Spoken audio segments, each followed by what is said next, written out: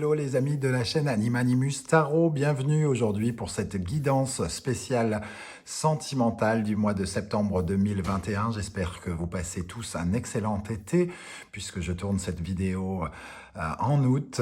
Je tenais à faire cette petite introduction pour vous remercier, tous ceux qui avaient souhaité participer à la cagnotte que j'ai mise en ligne pour m'aider à soutenir donc cette chaîne, à m'aider pour acheter du matériel, pour améliorer la qualité de cette chaîne, des vidéos et des matériels par exemple comme les oracles ou des tarots.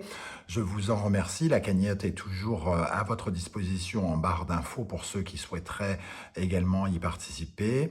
Je tenais à rappeler que c'est un tirage général évidemment, donc ça ne peut pas parler à tout le monde de la même façon, donc prenez les énergies, les messages qui vous parlent et laissez les autres messages qui ne sont peut-être pas pour vous. Je vous invite comme toujours à regarder la vidéo de votre signe ascendant et de votre signe lunaire. Éventuellement, si vous connaissez l'emplacement de la planète Vénus au moment de votre naissance, vous pouvez également avoir des indications sur votre parcours sentimental.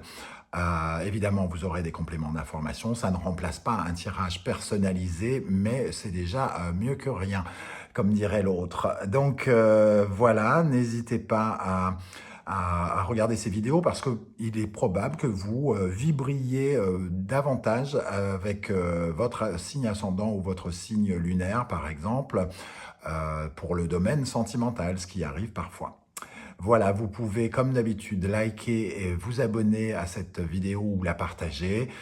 Merci en tout cas à tous pour votre soutien. On se retrouve dans quelques instants pour découvrir les 12 guidances de chaque signe du zodiaque. À tout de suite. Ciao, ciao.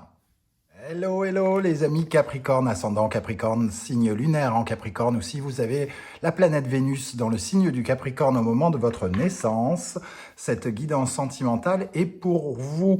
J'espère que vous allez tous très bien et que vous passez d'excellentes vacances pour ceux qui ont la chance d'en avoir, et bon courage à tous les autres, vu que je tourne cette vidéo en août. On va regarder ensemble les énergies principales qui vous accompagneront dans votre vie sentimentale. Au mois de septembre, on rajoutera des énergies, des cartes, au fur et à mesure, si c'est nécessaire. Alors, l'énergie principale avec le tarot, la lune et en dos de deck le mât. Ici, on voit, avec la lune, ça nous parle d'une certaine façon, d'une certaine confusion. Un certain brouillard, un certain voile qui mériterait d'être levé. La lune, ça nous parle d'anxiété, de peur qui peuvent remonter, en tout cas d'émotions, de ressentis très puissants, qui pourraient remonter par rapport à une situation ou quelqu'un ou quelque chose qui s'en va.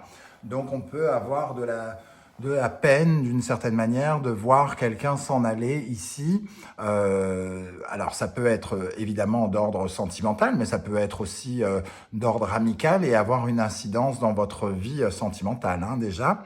Mais ce n'est pas la seule interprétation que je vois, moi, ici, avec ces énergies. Donc, soit, effectivement, il y a quelque chose, il y a quelqu'un qui s'en va et on se dit, c'est dommage. Je vois pas une sorte de rupture dans le sens tristesse, donc ça concerne peut-être des nouveaux couples, des personnes qui viennent de rencontrer quelqu'un et on se dit ah, c'est dommage, ça aurait peut-être pu marcher et la personne s'en va ou quelque chose comme ça. On peut ressentir ce genre d'énergie. Sinon, ça peut nous parler aussi d'une famille qui déménage. Moi, je ressens cette énergie-là aussi. Peut-être que vous êtes en cours de déménagement ici avec la lune et le mât. On vous voit bouger avec votre famille, la carte de la lune, la famille, ou une situation de quelqu'un qui quitte la famille. Ça peut être un enfant qui s'en va de la maison, un enfant qui s'éloigne de la maison, qui déménage, ou quelque chose comme ça.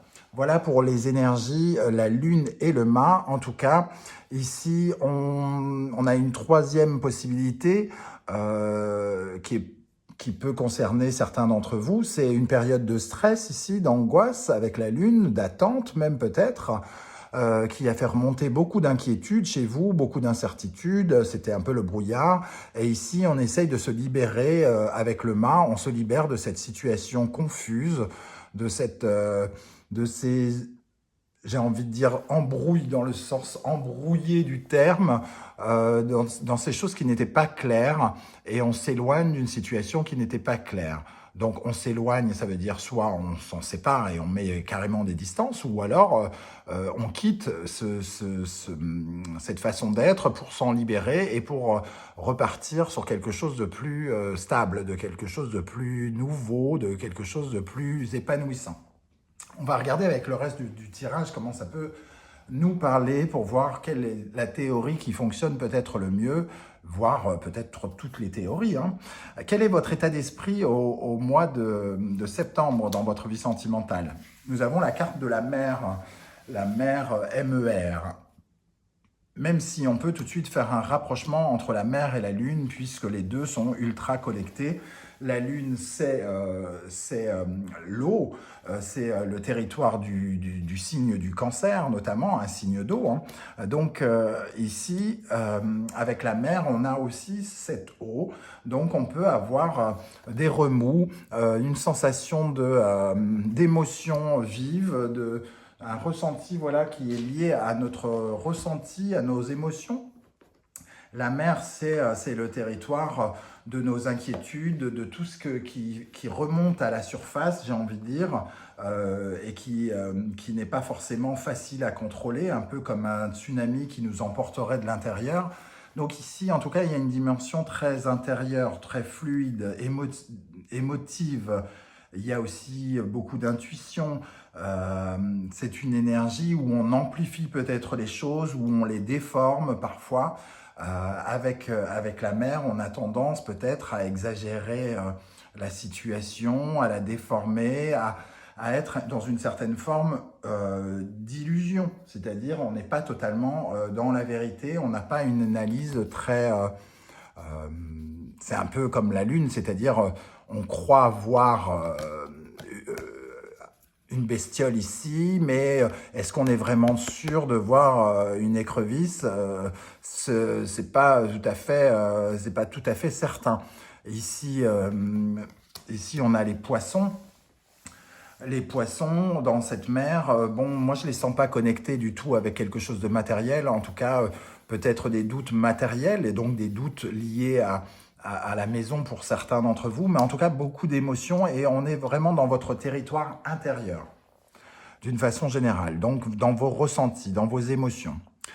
On va regarder maintenant l'état d'esprit, soit des personnes qui sont en face de vous, donc votre partenaire, votre mari, épouse, conjoint, conjointe, petite copine, petit copain, amant, maîtresse ou personne que vous convoitez. Et pour les célibataires, les énergies qui viennent vers vous. On a l'illusion. Donc on est vraiment dans une sorte de Capharnaüm où on ne voit pas véritablement la vérité. Il y a quelque chose qui est trouble dans cette relation. Il y a, quand je dis trouble dans cette relation, c'est pas forcément toute la relation qui est trouble. Il peut y avoir une zone d'ombre, une zone, ça peut concerner juste les finances du couple, ça peut concerner les agissements de l'un ou de l'autre par rapport à, je sais pas, l'organisation de la maison. En tout cas, il y a quelque chose de confus et chez vous et chez l'autre, vers les ondes qui viennent vers vous, ce qu'on vous propose en face de vous, comme s'il y avait quelque chose pour lequel on ne pouvait pas véritablement voir la vérité. On est obligé d'essayer de la ressentir plutôt que de la voir véritablement. Est-ce que on sent qu'il se passe quelque chose chez l'autre et on le ressent, mais on ne sait pas dire quoi et il faut aller essayer d'aller chercher avec le mât peut-être à découvrir ce que l'autre ne veut pas nous dire ou veut nous cacher pour nous protéger parfois. Hein. J'ai des problèmes financiers, je ne veux pas en parler et ça a des répercussions sur mon attitude qui laissent croire que peut-être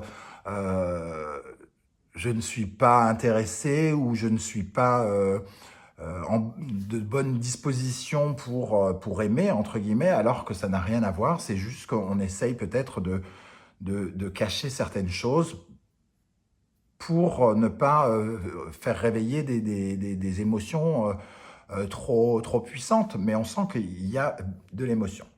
Qu'est-ce qui va vous aider pendant le mois de septembre, les amis Capricorne? On a la tempérance, donc quand même il y a une envie de calmer le jeu, de tempérer, d'être dans une certaine harmonie.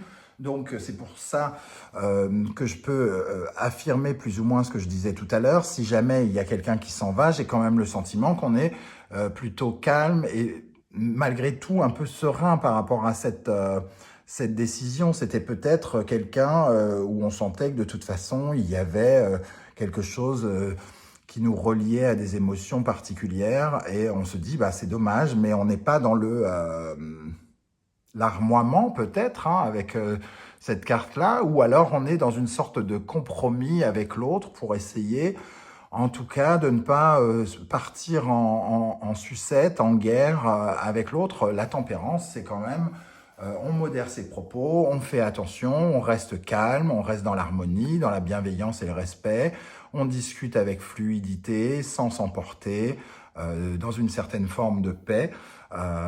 Donc on essaye en tout cas de canaliser vraisemblablement toutes ces émotions qui ressortent et on essaye de se raisonner, j'ai envie de dire, avec la tempérance. Alors nous avons le 2 de bâton. Ce qui va vous aider, c'est de négocier et d'essayer de trouver le 2 de bâton, c'est tout ce qui concerne la planification, l'organisation, la méthodologie, faire des plans, etc., etc. Donc, si on est dans le cas d'un déménagement, on est tout à fait dans cette énergie-là. Il faut programmer les choses, il faut programmer le déménagement de la famille, il faut entre guillemets, être dans un certain calme. On sait que les déménagements peuvent créer énormément d'émotions. Et ici, il est question d'organiser, de planifier, de mettre en place certaines choses en accord avec l'autre. Donc, pour ce qui est des gens qui déménageraient, on a cette notion-là. Pour ceux qui verraient quelqu'un partir, ici, on se pose la question, qu'est-ce qu'on fait, comment on fait, à quel moment on fait et comment je gère le truc, quoi. Et on essaye de mettre en place la façon de gérer le truc. Bon, il s'en va, donc je vais faire comme ci, je vais faire comme ça, je vais essayer de voir comment je remets mes habitudes à l'heure pour que tout reste dans une certaine harmonie et dans le calme. On va tirer une énergie supplémentaire pour vous, les amis Capricorne. Qu'est-ce qui va vous aider dans votre vie sentimentale pendant le mois de septembre avec la tempérance et le 2 de bâton? Quelle précision on peut avoir avec la tempérance et le bâton? Avec le diable, ici, on nous dit qu'on calme d'une certaine manière ses ardeurs, ses pulsions, ses impulsions. On essaye de garder une certaine forme de lucidité et de calmer ses ardeurs. Le 2 de bâton, ici, c'est peut-être l'impulsion de se mettre en colère et l'impulsion d'être à son écoute. Et donc, ça crée une sorte de dualité. Et le diable vient, entre guillemets, mettre un peu d'huile sur le feu. Donc, il y a une période qui peut être un peu irritante et difficile à gérer, que ce soit pour un déménagement ou le fait que quelqu'un parte ou un lot d'émotions très particulier qui pourrait arriver. On voit quand même qu'on peut réagir de différentes façons et qu'il est question de tempérer et d'opter pour la meilleure attitude, entre guillemets. Avec le Capricorne, tempérance, 2 de bâton et le diable, qu'est-ce qu'on peut dire de plus pour préciser ce qui va vous aider au mois de septembre dans votre vie sentimentale? La justice. La justice, encore une fois, on a cette notion d'équilibre qu'on avait déjà avec tempérance. Il faut rester, entre guillemets, lucide et être dans la vérité. Au lieu de se cacher les choses et de se voiler la face, au lieu d'être gouverné par l'impulsion, l'énergie, la passion du diable, il est question ici d'être lucide et d'être sincère avec soi-même. Peut-être que pour le cas d'un jeune couple, on aurait tendance à vouloir s'enflammer parce que la personne s'en va. Et ici, on nous dit, mais est-ce que c'était vraiment si parfait que ça? Est-ce Est-ce que cette liaison, cette relation mérite que tu chiales, par exemple? Est-ce que cette liaison mérite que tu te mettes dans ces états? Est-ce que c'était si parfait que ça? Est-ce que tu n'étais pas ligoté et aveuglé par le charisme de quelqu'un, par son côté ultra sexuel, par son côté fascinant, entre guillemets? Est-ce que c'était vraiment ça? Et là, il est question de, de, de, de rester dans la lucidité, peut-être pour certains. Est-ce que c'est si dramatique que ça de déménager? Est-ce que ça mérite de s'engueuler ce qui se passe ici? Est-ce qu'il y a de quoi s'engueuler avec son partenaire alors que les choses ne sont pas claires et que c'est un peu confus? Est-ce que ça mérite d'aller jusque-là? Vraisemblablement, non, avec tempérance. On va regarder maintenant ce qui va vous fragiliser, ce qui va vous freiner, ce qui peut vous ralentir dans votre vie amoureuse. On a la roue de fortune. C'est un peu comme un engrenage qui se raye, entre guillemets, avec le 3 d'épée, qui est, entre guillemets, sur ce tarot ultra violent. Hein. D'une certaine manière, on voit bien de quoi ça parle. La roue de fortune, c'est dans cette position-là, c'est le blocage, c'est l'incapacité à accepter le changement et se sentir un petit peu, justement, blessé, peiné. Il y a quand même quelque chose qui nous blesse ici, que l'on déménage, que l'on voit quelqu'un partir, que l'on voit son enfant quitter la maison, ou qu'on ait des émotions particulières à voir une situation se libérer. Il y a quand même une sorte de chagrin à terminer où on sait qu'il faut en passer un peu par là et même si on essaye de se raisonner avec tempérance, on ne peut pas s'empêcher d'être troublé, ému par ce qui arrive. Alors l'intérêt, le but, c'est quand même de se raisonner dans le sens, est-ce que quand on rencontre un mec il y a 4 jours, est-ce que ça mérite qu'on chiale pendant 3 semaines, par exemple? Je ne suis pas sûr. Et la justice n'en est pas sûre non plus, j'ai envie de dire. Parce que moi, on s'en fout. Donc voilà. On va regarder maintenant avec justement qu'est-ce qui vous freine pendant le mois de septembre dans votre vie sentimentale avec cette roue de fortune et ce 3 d'épée. Qu'est-ce qui vous freine, les amis Capricorne? Ascendant Capricorne, lune en Capricorne. Qu'est-ce qui vous freine avec cette roue de fortune et ces 3 d'épée?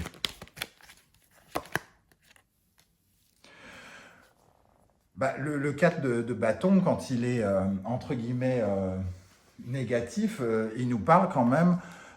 Déjà, le 4 de bâton, c'est plutôt une carte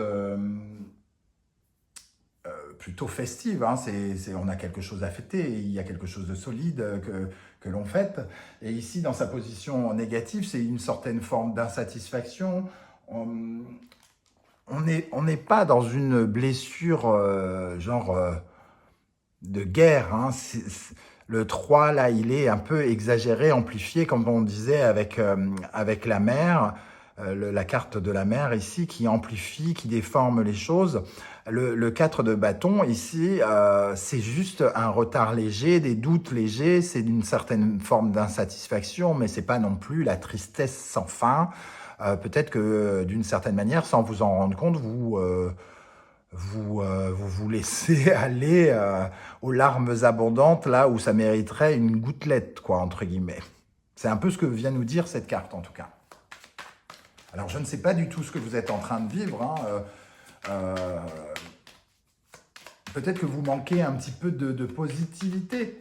Peut-être qu'il y a un petit côté, oui, négatif sur le fait, par exemple, de déménager. Mon Dieu, est-ce que je vais... cette maison va me manquer, alors que vous n'en savez rien. Si ça se trouve, la maison dans laquelle vous allez aller va être absolument magnifique, votre vie va changer en tellement de points que ces larmes n'auront absolument rien servi et que vous pleurez, entre guillemets, pour rien. Est-ce qu'on pleure pour rien? Est-ce que ça existe? Je ne sais pas. C'est pas à moi de le dire. Moi, je pense que des fois, on pleure pour rien, juste pour se consoler et qu'on se fait du bien, mais... En tout cas, ici, pas de quoi sortir les parapluies, j'ai l'impression. Avec la roue de fortune, le 3 d'épée et le 4 de bâton, qu'est-ce qu'on a qui vous ralentit, qui vous fragilise, qui vous préoccupe. C'est quelque chose par rapport qui vous relie à votre passé, en tout cas. C'est une certaine forme de déception par rapport à votre passé. Ça peut tout à fait être lié à une maison que l'on quitte, ça peut être des souvenirs, ça peut nous parler aussi d'un lien qui remonte à la surface, de quelque chose qui revient à la surface, qui est karmique, qui ne vous appartient pas véritablement, qui appartient de génération en génération et qui apparaît ici pour vous freiner. Un sentiment d'abandon peut-être pour certains, un dysfonctionnement pour accepter le changement pour d'autres, quelque chose comme ça. On va regarder maintenant de quoi vous aurez besoin au mois de septembre dans votre vie sentimentale. De quoi avez-vous besoin? Le monde. Vous avez besoin de vous ouvrir, de vous accomplir, de vous épanouir, de grandir. Vous avez besoin d'aller toucher la fin du chemin, de passer à autre chose. C'est la dernière carte du tarot, donc c'est une certaine forme d'accomplissement, la dernière étape avant un nouveau départ, avant le mât et le battleur. Et ce dont vous avez besoin, c'est d'accéder à quelque part à quelque chose de plus positif, à quelque chose qui fait partie d'un rêve, quelque part. Que vous fassiez quitter par quelqu'un qui ne brille pas ou qui n'a pas brillé dans votre vie, ou que vous quittiez un appartement ou une autre situation. Il est question ici de se raccorder avec ses rêves, d'essayer de s'ouvrir à ses rêves et d'aller dans cette direction, de ne pas rester dans cet embroglio, dans ce brouillard, dans cette confusion, dans cette illusion, et ici d'ouvrir les yeux pour regarder ce que l'on cherche vraiment, ce que l'on veut vraiment. Qu'est-ce qu'on a avec le monde et le 9 de coupe pour les Capricornes? De quoi auront-ils besoin dans leur vie sentimentale avec le monde et le 9 de coupe en septembre 2021? De quoi auront-ils besoin? La reine de coupe, elle a besoin d'être en accord avec elle-même et d'être aimée à sa juste valeur, hein, pour moi. Donc ici, pour les jeunes couples qui voient quelqu'un partir, on sent que c'était peut-être pas juste la bonne personne et que ça ne sert à rien parfois de s'accrocher à des personnes qui ne sont juste pas les bonnes.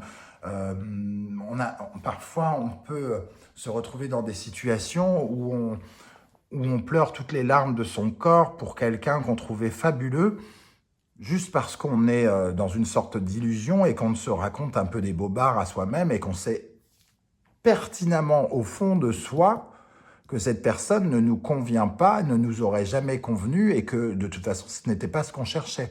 Quand on regarde la vérité sans être dans l'illusion, peut-être qu'ici on sait qu'on a besoin de ça, du vrai amour, de celui que l'on attend véritablement. Alors ça va parler à certaines personnes, sans doute pas à tous les Capricornes par rapport à ça, mais en tout cas, voilà, allez chercher du positif, que vous déménagiez ou quoi, la suite des événements est prometteuse, elle vous promet d'aller vers vos rêves, au lieu de vous maintenir dans une certaine confusion, vers quelque chose qui n'est pas libératoire. Là, c'est libératoire avec le mât qui s'en va. Pour terminer, on va regarder comment va évoluer la situation, votre situation sentimentale. Et je voulais qu'une seule carte et deux sont tombées. On a le 9 de Pentacle et le 8 de Coupe. On voit que ici, d'une certaine manière, on retrouve son indépendance, sa maîtrise, son confort, tout ce que l'on essaye d'obtenir avec le 9 de Pentacle. Le 9 de Pentacle, c'est la sécurité. C'est la sécurité financière, mais c'est la sécurité concrète. C'est les bras qui nous entourent, c'est quelque chose comme ça. Et ici, avec le 8 de coupe, on a envie peut-être de quitter un sentiment d'insécurité pour retrouver quelque chose de plus épanouissant. On mise sur ce 9 de coupe, c'est la carte suivante, le 8 et le 9. Et après, le 10 de coupe, qui est carrément le bonheur en famille. Euh, le 8 de coupe, c'est elle prend le risque de laisser derrière elle 8 coupes. Elle ne sait pas si elle revient sur ces 8 coupes, si elles seront toujours là ou si quelqu'un les aura prises. Elle prend le risque de les laisser derrière elle pour aller chercher les 2 coupes suivantes. Parce qu'elle est convaincue que les 2 coupes suivantes sont beaucoup plus prometteuses que ces 8-là ensemble. Et effectivement, derrière, il y a le rêve. Ce dont vous avez besoin, c'est de croire un peu en vos rêves et de prendre une certaine forme de risque ici. Un risque qu'on retrouve avec le mât, d'avoir une certaine audace, de quitter un état d'anxiété, de quitter, soit un membre de la famille ou de quitter un lieu d'habitation avec la lune. En tout cas, on sent qu'on a la possibilité peut-être d'aller chercher mieux ici. Voilà les amis, pour moi, ça résonne comme ça. Je ne sais pas du tout comment ça va vibrer avec votre vie. N'hésitez pas à laisser votre témoignage en commentaire si ça vous tente. Je serais heureux de vous lire et de vous répondre et de voir comment vibre le tarot avec les vraies vies, quoi, entre guillemets. Voilà, et si vous avez aimé ma façon de faire, n'hésitez pas à liker cette vidéo et à vous abonner et à partager sur vos réseaux si vous le souhaitez. On se retrouve très très bientôt pour de nouvelles aventures. En attendant, je vous souhaite une très belle journée. Ciao, ciao.